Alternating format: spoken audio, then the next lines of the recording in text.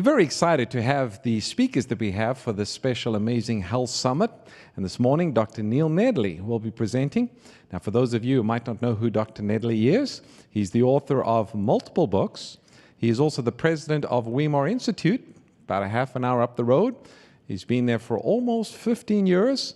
And we're just delighted that he's willing to share with us some wonderful expertise focusing on emotional health, well-being, depression recovery. So we're just very excited to have him share with us this morning. Thank you, Dr. Nedley.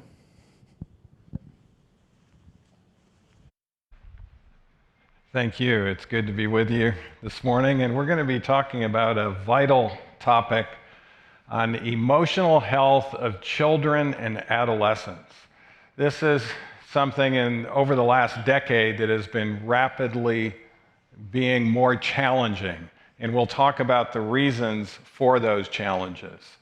There's a story of a drowning person going down a river with two men seeing this person bob, and they go into this swift river to rescue the drowning victim, take him to shore, do artificial respiration, get him revived, and then there's another victim going down the river. This happens 3 different times, and these two men are completely exhausted, and now there's 5 coming down the river, and one of the men gets up and actually does not go back into the river, but goes back upstream, and the other man is saying, "What are you doing? How are we going to save these people?" And he says, "Someone needs to go up there and tell those people not to get close to the river upstream." That is what we call primary prevention, and if we're going to be saving adult problems and preventing adult problems, we really have to get at it early in childhood in order to save a lot of the issues that we're going to be talking about here today. So emotional health and emotional intelligence is essentially knowing and understanding your emotions and the emotions of others and responding to those in a healthy way.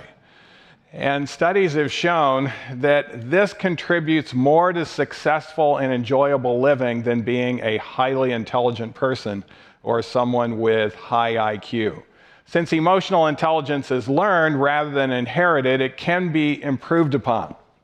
And we have actually demonstrated this and documented in the scientific literature. Emotional intelligence is not something you're born with. It's something that you learn and develop and can significantly improve.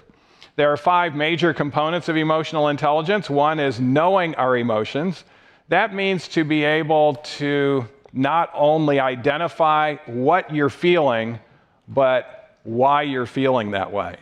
And if the why you're feeling that way is because someone just cut you off in traffic, you're not understanding your emotions. Because although that might have precipitated your thoughts, it's actually your thoughts about being cut off in traffic that initiate your emotions. And so this sometimes takes some time for people to really understand and know their own emotions. We call this self-awareness. The second aspect of emotional intelligence is managing your emotions. People with low emotional intelligence are simply managed by their emotions. Moment by moment, day by day, they're being managed by their emotions. People with high emotional intelligence still have powerful emotions. The difference is they're managing those emotions. And this is critically important because Dr. Baumeister from Stanford, who's now the most quoted researcher in all the world, tells us the pathway to the psychological good life. This is what everyone is searching for. Who doesn't want to live the good life? But how to get to the good life is to have comprehensive self-control. And you can't have comprehensive self-control unless you are able to manage your emotions. And the good news is you're going to find out this can start to occur in children. If we teach children correctly, they can actually develop self-control even at age 6 and even more so at age 11. The third aspect of emotional intelligence is recognizing your emotions in others. Now, this is important because emotional intelligence is not just about self. It's actually more about others. And when we can recognize emotions in others, then we can begin to empathize more. And empathy is a crucial aspect of emotional intelligence. Then, managing our relationships. You might get an idea now why emotional intelligence is so much connected to enjoyable living, because that enjoyable living has a lot to do with our relationships and having healthy relationships and managing those relationships. A key aspect of what we call social intelligence, a component of emotional intelligence. And then the last component is a word that comes from emotion. In the word emotion is a word motion. If our emotions are based on true and accurate thoughts, it can powerfully motivate us to achieve our goals. And so you can also understand why an individual who might have a very high IQ, be very intelligent, maybe have some good genetic brain material, might not do well in school because they don't have the motivation. And they might not do well in the workplace, and they might not do well even in family relationships because they don't have emotional intelligence. Studies show very clearly it's far better to have an average IQ and a high EQ. EQ is the emotional quotient, the way of measuring emotional intelligence, because those people will actually be your 4.0 students, even though they might not have the greatest brain, because they have that motivational component. And if they're motivated that way, they're going to be motivated in other healthy ways as well, at least quite likely. Children with better self-control. As you can see, this was published by Psychological Science not long ago. But it turns out if children at age 6 have more self-control, they're actually more popular with other children. A lot of times people think, hey, those with comprehensive self-control aren't going to be well liked. That's not what the studies show. They're actually greater liked by a broader group of people. Then, if you're 6 years old and you have self-control, it will accurately predict what your SAT scores are at age 16 or 17. So this is why childhood development is very important in learning these things, in managing your emotions, because we think, well, maybe if they go to a good school at age 14 or 15 or 16, they'll do better on SAT. Yes, that can help some. But actually, it's the self-control aspect, managing the emotions, that's far more critical of getting high on those SAT or ACT scores. Displaying self-control by age 11 has been shown to be highly correlated with successful employment throughout participants' lives.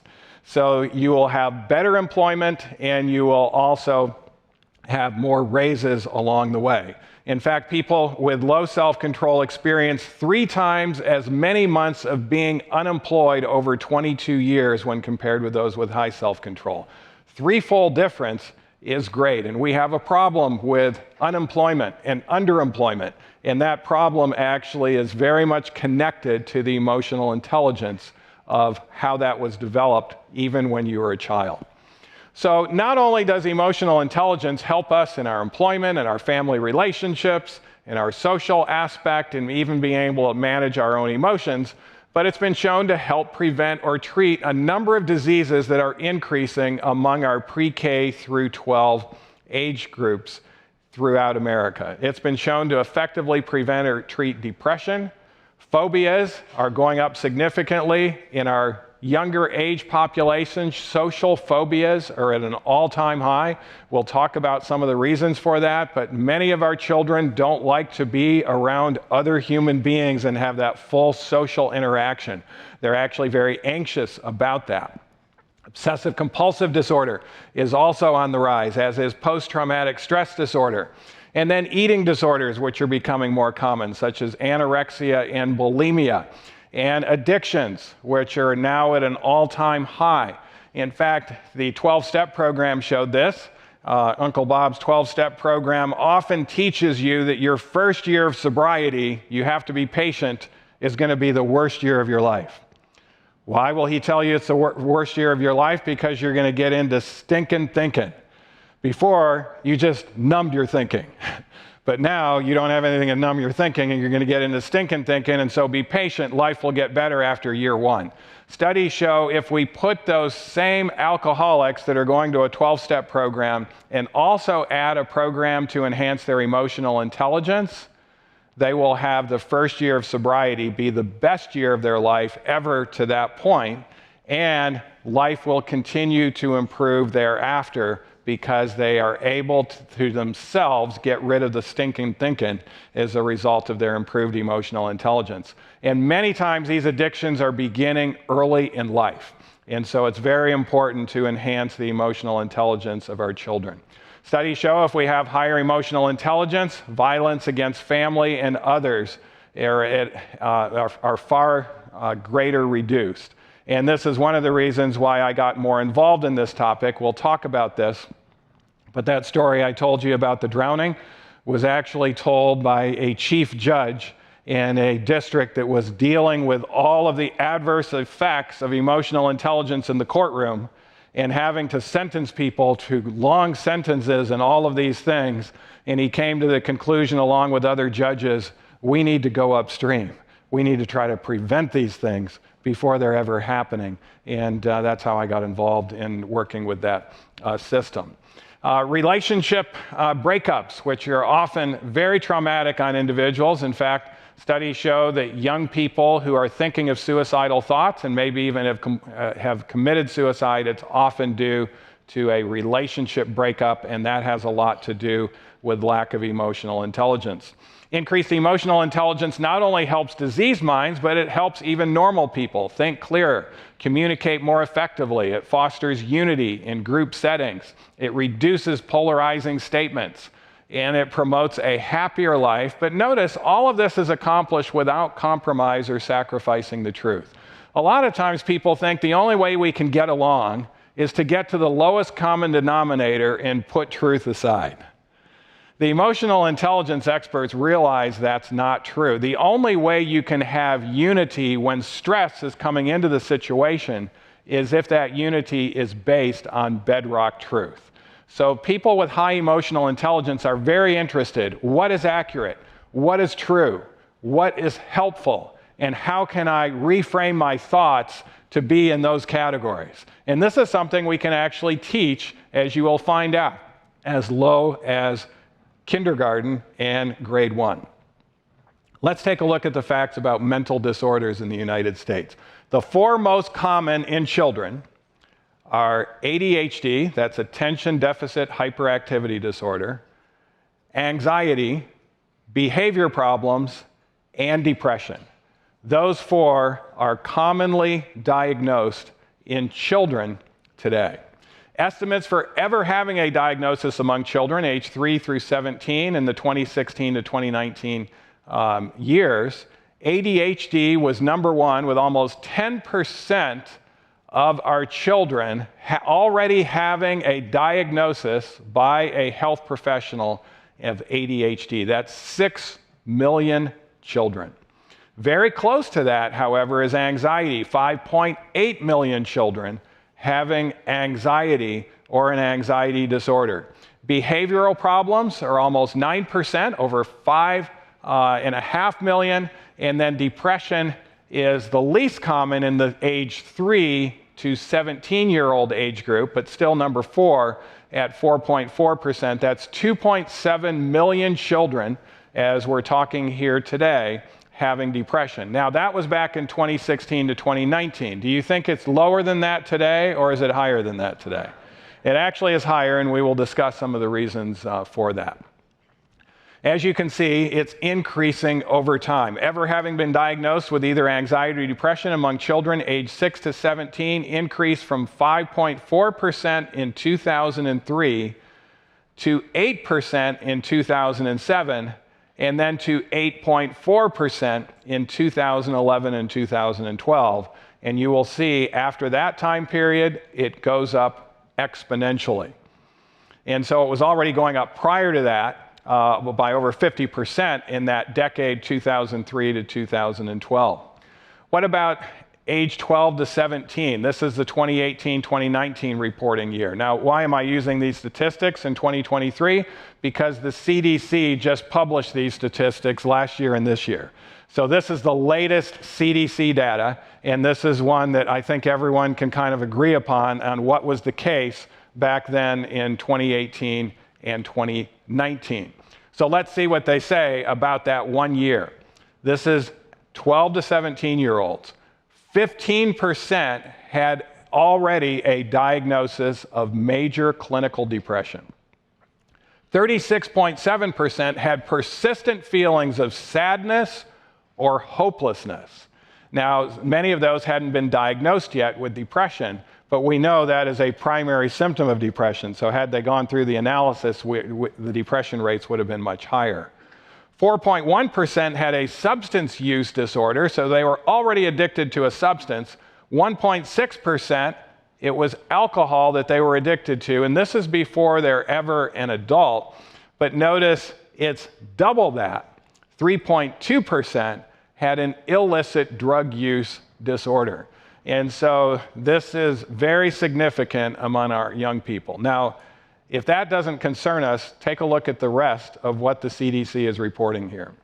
18.8% seriously considered attempting suicide in just that 1 year.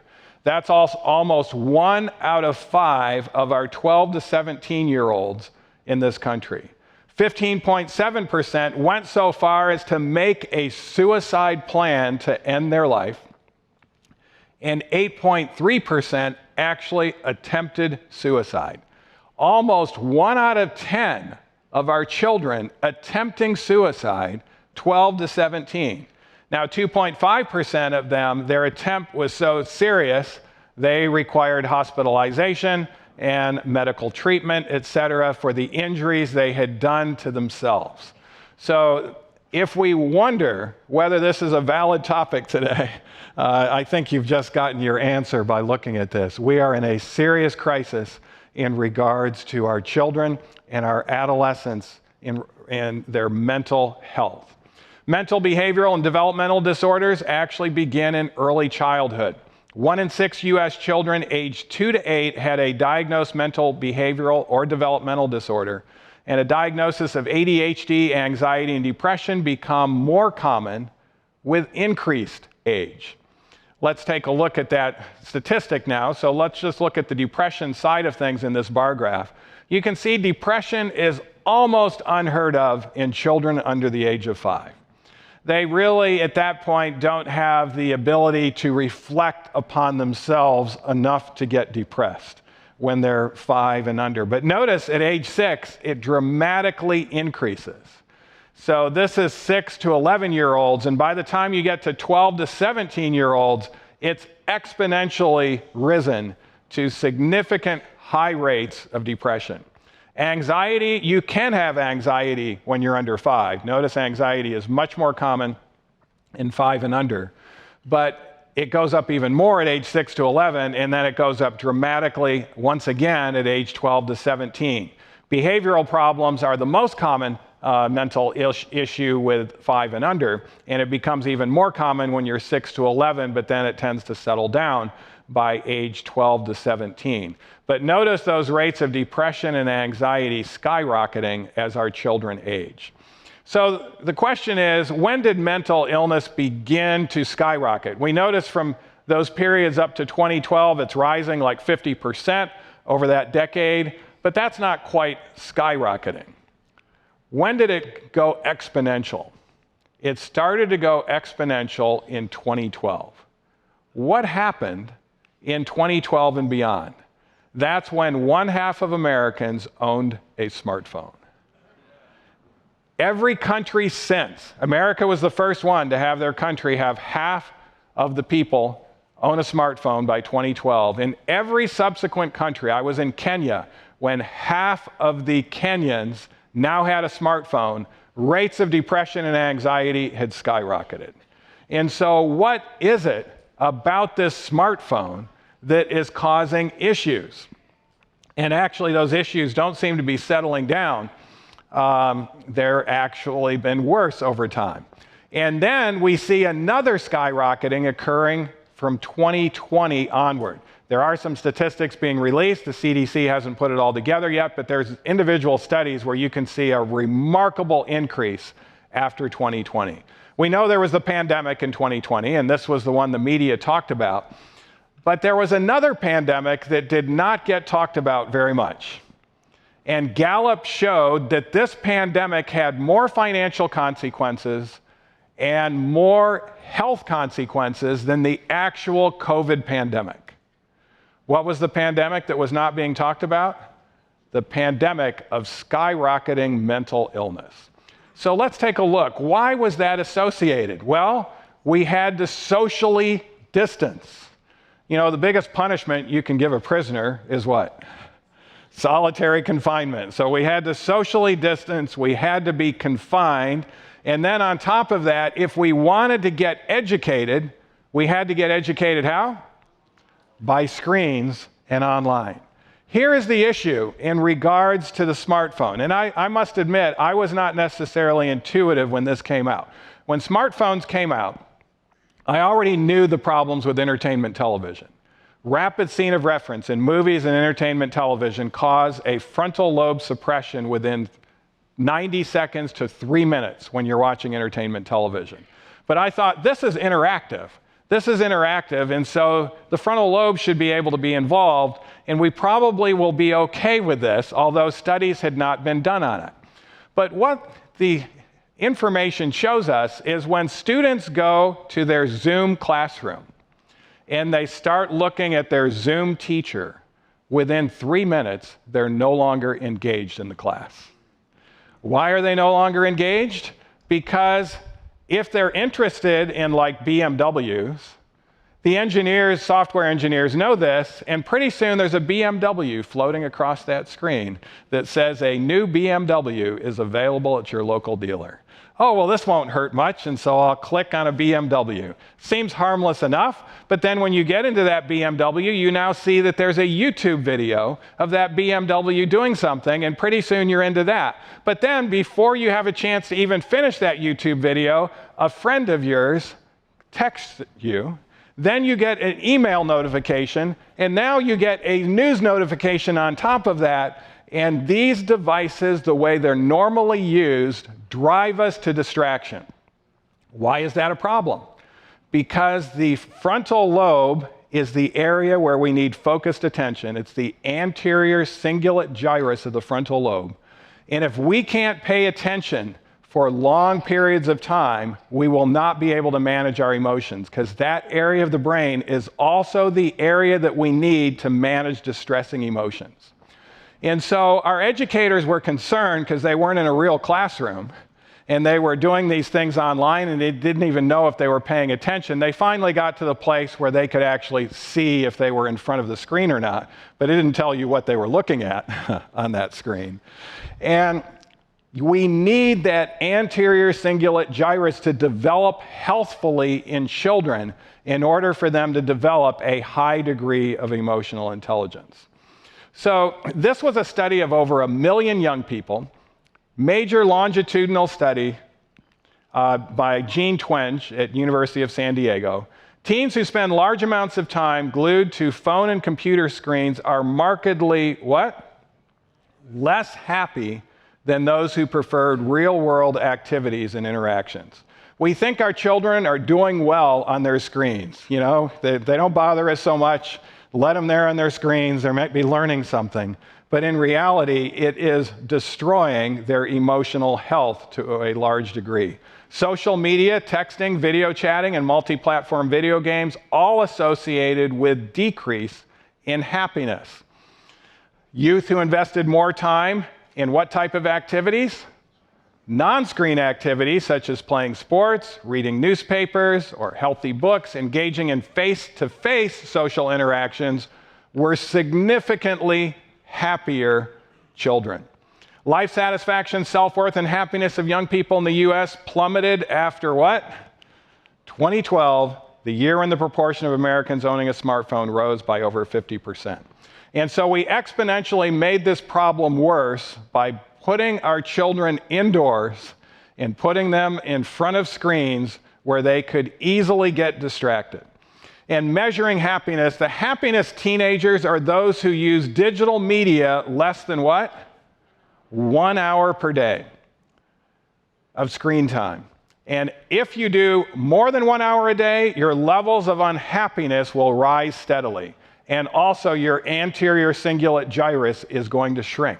When your brain doesn't need focused attention, this anterior cingulate gyrus, due to neuroplasticity, says I'm not being used for focused attention, and it starts pruning it away. We can see it on MRIs where the anterior cingulate gyrus is actually shrinking down. That means it's going to be a process to build it back up again. Fortunately, with neuroplasticity, we can do that, and we'll talk a little bit about this. Well, what about if they're just interacting? Since they couldn't interact face-to-face, why don't we just have them interact by social media? Studies show social media makes us antisocial. We are attached to social media as a means of connection, but soon virtually everyone ends up comparing far more than they connect. And there are those three antisocial children all together connecting via social media. We compare via a false world that looks true, but it actually isn't. Time spent with media devices cannot be regained. This is another concern. Media devices waste a lot of time, sometimes hours each day. In fact, the typical young person today is on their media devices at least 3 hours a day, and some of them as high as 8 and 10 hours a day. They keep us from doing healthy activities, spending time with our families, and engaging in productive work. One of the things I've also noticed is if you're on media devices, you are not outside. Those screens don't work very well out in the sun. I don't know if you've noticed that or not. And so it pulls you inside, and one of the things our children need for adequate development is not only fresh air, but they need the infrared light that comes from the sun to help their brains develop more. Our children should be spending far more time outdoors and certainly less time indoors. By the way, the typical person today, after COVID, less than 9% of their time is ever outdoors. And this is a problem also for adults. Children learn more from devices than they do from their parents these days. In fact, studies show by the time an 18-year-old comes about, they will have learned much more from their device than they ever learned from their parent. And of course, you can understand why. They might ask, what is the population of Sacramento? The parent's not sure about it. They can ask Siri, and immediately they can get an answer. And, it seems like a pretty good answer, and so Siri seems pretty smart. Well, the problem is the 10 technology companies that control all of this media and flow of information have a lot of things that are not so smart that they put up there and that are actually distorted. And so when our kids start asking important questions, they're not going to get the right answers from these 10 technology companies, but they think they will because this device knew the population of Sacramento. So the other issue is parents, when they're home, they're often connected to their devices. And when parents are connected to their devices, what do you think children are going to do? They're going to connect even more. I would really encourage parents in raising your children to minimize your device time. And when you do have to get on a device, find your answer and get off and spend time with your children. Go outdoors with them. Do some enjoyable things with them. But don't just vegetate indoors with both of you on devices. Allowing kids free access to smartphone gives them access also to the creeps of the world. And the creeps of the world are abundant on the internet. And they know how to attract our children and teach them all sorts of things that are not going to help their brain or their physical or mental health. Daniel Goleman says it's very important for everyone to have a digital Sabbath. Does it say once a week? Digital Sabbath every day. What does that mean? A digital Sabbath is a time when adults and kids are not having any devices around and not allowing themselves to be distracted by any devices. During that time, engage in focused learning or healthy activities. Well, what if our kids have been using devices too much? Dr. Victoria Dunkley, a child and adolescent psychiatrist, has seen the skyrocketing rates of mental illness, and she has stated she won't diagnose any of these mental illnesses in our children until they give up all screens and devices for 6 weeks. It's called a 6-week e-fast. What happens then? She says the vast majority, their symptoms normalize. They don't have an underlying mental health condition at all. It's just produced as a result of these devices. After that e-fast of 6 weeks, then you actually are intentional on removing phone applications that you can get stuck in so that they're not even available. Turn off push notifications, text notifications, email notifications, and then spend less than an hour a day on devices outside of work. And don't spend any time on any device an hour before going to bed, because it's going to decrease your melatonin output and your circadian rhythm. Another significant issue in our child's development today is adverse childhood experiences, which are also on the rise, in part due to the same issue as well as more addictions. The adverse childhood experiences center on abuse, either physical, emotional, or sexual. It may not be abuse, but it might be neglect, physical or emotional neglect. And if you're a parent spending a lot of time on devices, you are causing the emotional neglect of your children, which will show up in issues down the road. Household dysfunction, mental illness, divorce, substance use, violence against mother, incarceration of a relative or caregiver is also a significant developmental hit that many of our children go through. And in regards to being raised in a healthy two-parent household, from 0 to 18, less than 25% of our children have that opportunity today. 75% of children are not going to be raised by biological mom or dad from 0 to 18. There's a Harvard Mastery of Stress study that took a look at children and whether they would develop a significant disease by age 50. The biggest predictor that they found is if those children did not develop a good, healthy relationship with both mom and dad. If they didn't develop a good, healthy relationship with both mom and dad, 91% chance they had significant physical disease or significant mental disease by age 50.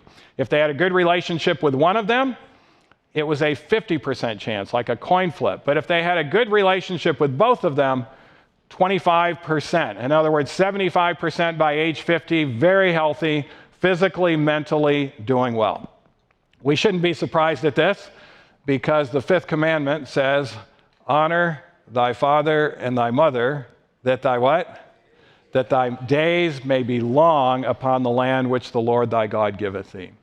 And we have underemphasized especially the relationship with fathers. It's good to have a relationship with mother, but it's also good to have a relationship with loving, authoritative fathers. Study by Dr. Lamb showed if you have a loving, authoritative father in your life, you have a higher chance of being an A student. You will develop a higher IQ. You'll be a better problem solver. You're more likely to enjoy school and be engaged. You will have higher economic and educational achievement as an adult. You'll be better able to handle strange situations. You'll be more resilient in handling stress and more curious and exploring. In other words, your frontal lobe will be developed, more creativity. You'll have less depression and significantly improved life satisfaction. In addition, you will be able to conform to rules and be fine with those rules if you have a loving, available father. Long-term successful marriages and the children will be the norm if they are raised in an environment with a loving, authoritative father. They'll have more long-term close friends. They'll have higher empathy for others, higher moral values. Notice this, 80% less likely to ever go to jail. The differentiator is having that loving, authoritative father. 75% less likely to become unwed parents when you have this in the household. And so the attack that we are seeing nationwide on the family is actually causing a lot of these issues in our childhood and emotional health. And of course, you'll have better physical health as well as emotional health. There are other behaviors that improve emotional intelligence and been well proven to do this in children. One is getting on a fitness program. That improves neurotransmitter receptors and release. It improves your cognition. It improves your mood. It improves your memory, which is also very important for academic excellence as you go forward. And it's also important in regards to the diet that we are eating. This study was a largest study of its kind in over 4,000 kids aged 3, 4, 7, and 8.5-year-olds, and they controlled it for known factors that can affect IQ. And they found diet alone had a vital role in regards to our children's ability to learn, retain, and apply knowledge. 20% with the highest processed diet, in other words, the most junk food, higher in fats and sugar, 5-point lower IQ compared to the 20% with the healthiest diet. And if you would look at the top 1 percentile, which would be more plant-based, it ended up being over a 10-point difference. That's well over a standard deviation improvement in IQ just as a result of the association with diet. Well, our emotions are largely controlled not only by our habits and what we are doing, like being outdoors and having real-life activities, but also very much involved in our beliefs, our evaluation of events, the way we think about problems, and our silent self-talk. This is where we get into the thoughts and feelings, and this is very important, I think, to discuss in children. Your feelings result from the messages you give yourself. Your thoughts have much more to do with how you are feeling than what is actually happening in your life. This has been well proven in the psychological standpoint. We think it's just the happenings in life that cause these feelings. No, it's our thoughts that have much more to do with how we are feeling. If you wonder if this is the case, remember Paul and Silas. When they were beaten with rods and they were put in prison and their feet were put up in stocks and they had all these bad things happen to them, they were crying uncontrollably and saying, "Why us, Lord?" Is that what they were doing? No, they had happy looks on their faces, singing praises to God. Why is that the case? Because their thoughts had much more to do with how they were feeling than what was actually happening in their life. That's how important the thoughts are. And they were thinking helpful thoughts, true and accurate thoughts. And what a difference this can make even under adverse situations.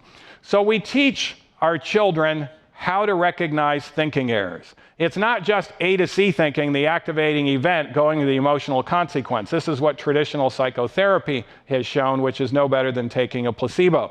Dr. Ellis calls A to C thinking, activating event to emotional consequence, is believing that we have little or no ability to influence our feelings and that events and situations directly cause our emotions and behavior.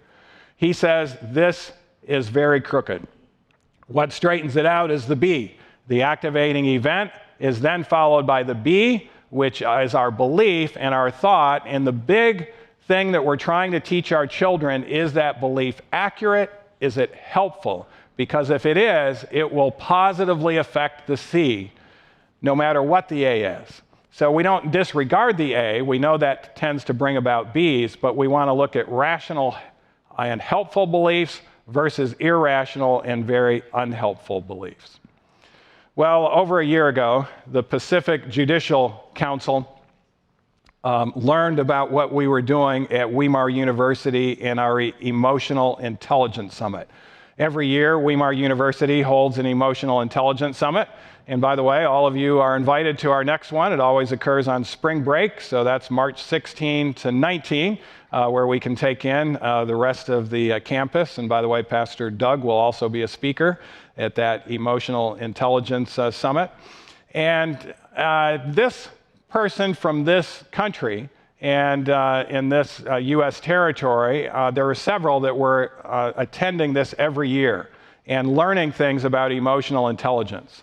One of them that was learning told Chief Judge Francis Gatewood about what was happening on those Emotional Intelligence Summit. This is a judge that was appointed by President Bush in the federal system and then reappointed, actually, I believe recently by President Biden, so both sides.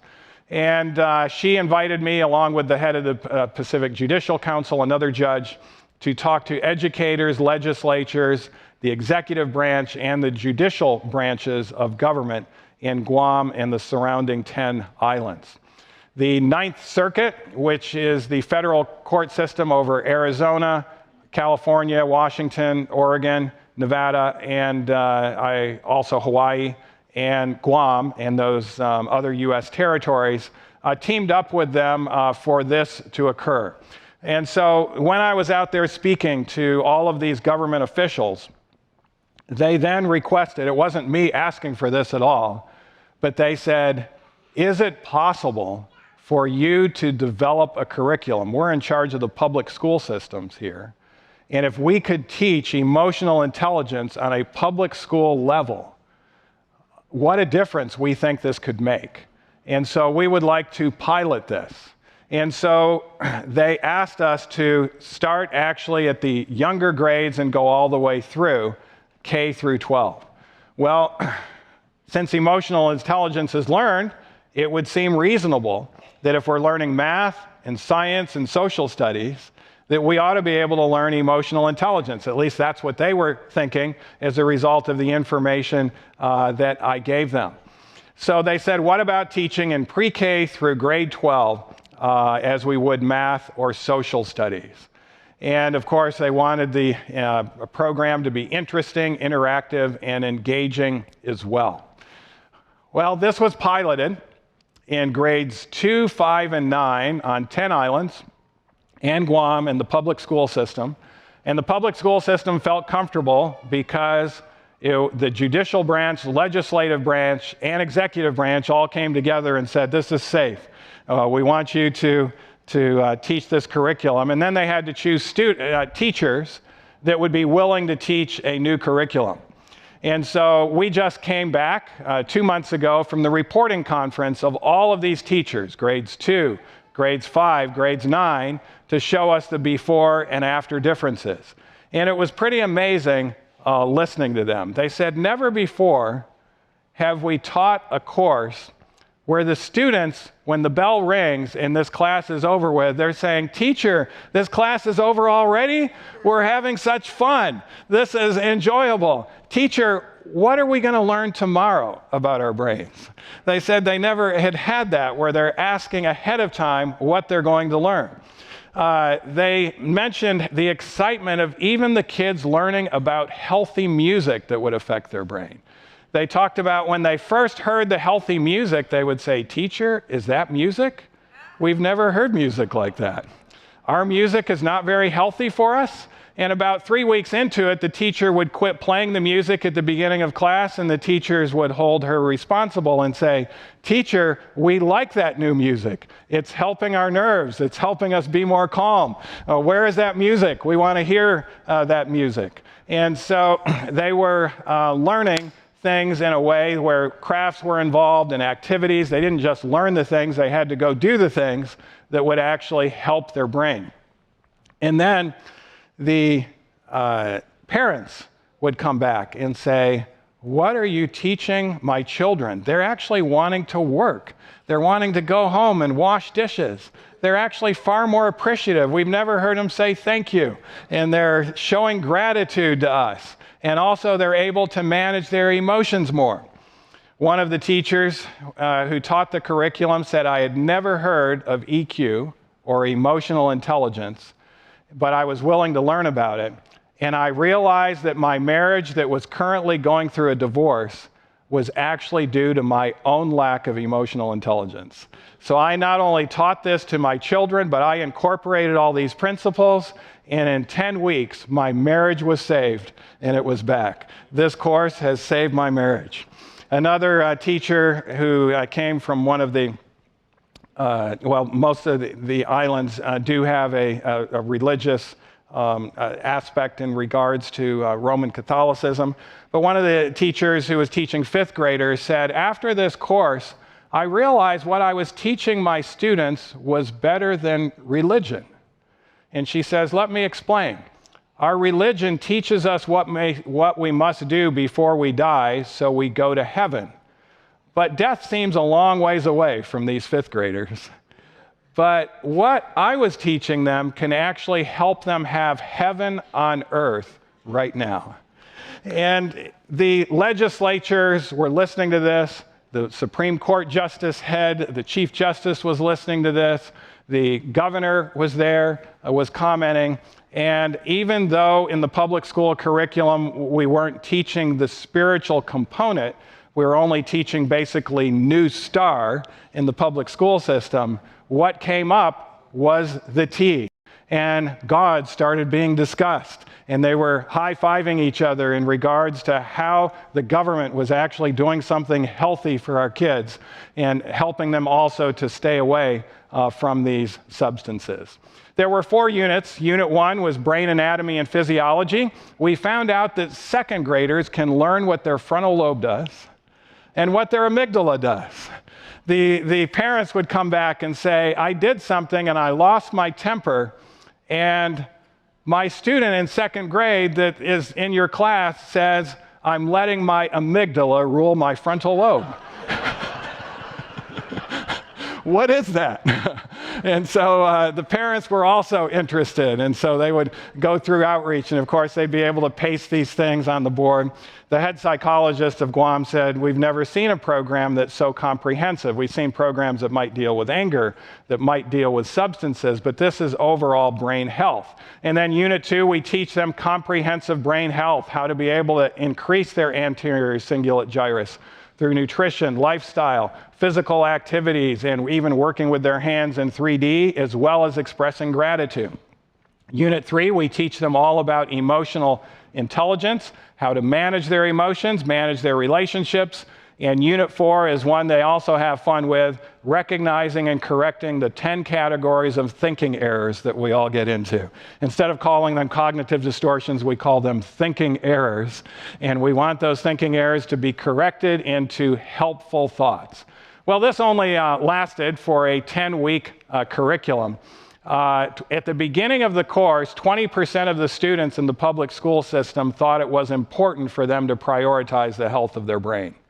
At the end of the course, 90% said it was important for them to prioritize the health of their brain, and they were already incorporating these principles. So in 1 quarter, can you deliver a pre-K to grade 12 curriculum for every year? That's what we were asked after December with the piloting conference. Not just grades 2, 5, and 9. Can this be every year where it's part of, you take math every year, you take social studies every year. Shouldn't we take things like emotional health every year?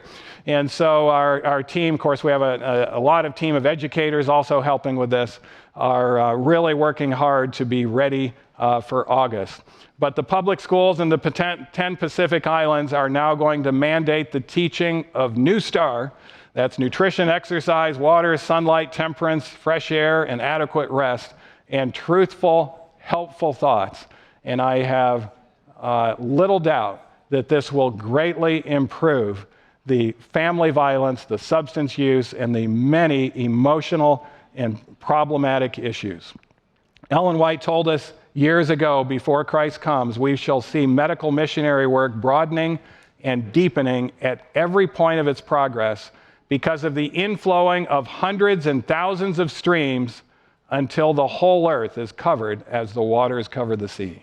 She actually predicted medical missionary work would go around the globe in this way. And she says the light God has given on health reform is for our salvation and the salvation of the world. Messages to young people says our thoughts, if we have bad thoughts, we will have bad feelings. And she says our thoughts and feelings combined make up the moral character. I think it's time that we emphasize the thoughts and feelings of our pre-K children, of our elementary school children, and of our adolescent children, and start producing a big shift in the opposite direction over what's happened over the last couple of decades. God bless you.